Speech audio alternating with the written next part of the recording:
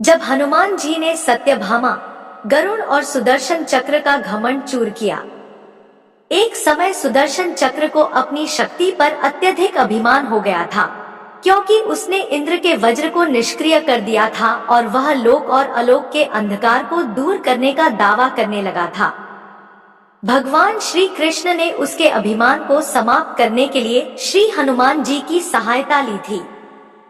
भगवान हमेशा अपने भक्तों का कल्याण करते हैं, इसलिए उन्होंने हनुमान जी का स्मरण किया और वह तुरंत द्वारका पहुंच गए। हनुमान जी को यह भी पता था कि श्री कृष्ण ने उन्हें क्यों बुलाया है। श्री कृष्ण और श्री राम दोनों एक ही हैं। यह जानकर वह सीधे राज दरबार नहीं गए, बल्कि एक खेल करने के लिए उद्यान में गए। उन्होंने वहां के वृक्षों से फल तोड़े, कुछ खाए, कुछ फेंके और कुछ वृक्षों को उखाड़ डाला, जिससे बाग में अराजकता फैल गई।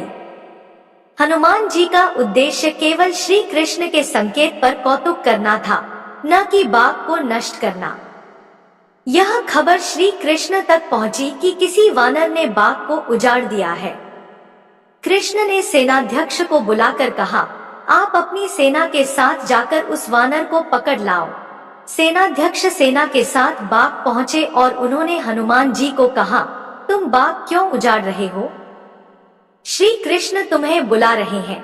हनुमान जी ने उत्तर दिया, मैं किसी कृष्ण को नहीं जानता, मैं तो श्री राम का सेवक हूँ। मैं नहीं आऊंगा। सेनाध्यक्ष ने क्रोधित होकर कहा, अगर तुम नहीं आओगे तो मैं तुम्हें पकड़ कर ले आऊंगा। हनुमान जी ने उन्हें अपनी पूंछ में दबोचकर दूर फेंक दिया। सेनाध्यक्ष ने दरबार में जाकर भगवान श्री कृष्ण से कहा, वह कोई साधारण वानर नहीं है, उसे मैं पकड़ नहीं सकता। श्री कृष्ण ने हनुमान जी से कहलवाया कि श्री राम उन्हें बुला रहे हैं और सुदर्शन चक्र को आदेश दिया कि द्वार पर खड़ा रहकर बिना आज्ञा के किसी को अंदर न आने दे। जब हनुमान जी को श्री राम का संदेश मिला तो वह द्वार पर पहुंचे, लेकिन सुदर्शन चक्र ने उन्हें रोक लिया।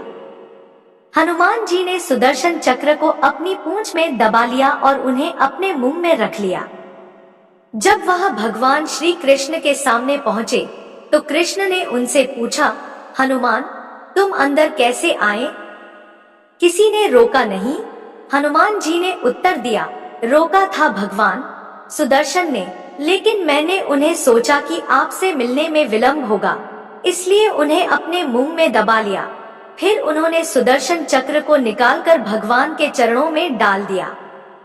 इस तरह सुदर्शन चक्र का अभिमान समाप्त हो गया। इस घटना से यह स्पष्ट हुआ कि भगवान अपने भक्तों में अभिमान को नहीं रहने देते और जो मैं से मुक्त हो जाता है, वही परमात्मा के निकट पहुंच सकता है। यदि श्री कृष्ण हनुमान जी की मदद से सुदर्शन चक्र, गरुड़ और सत्यभामा के अभिमान को न समाप्त करते तो वे भगवान के निकट नहीं रह सकते थे।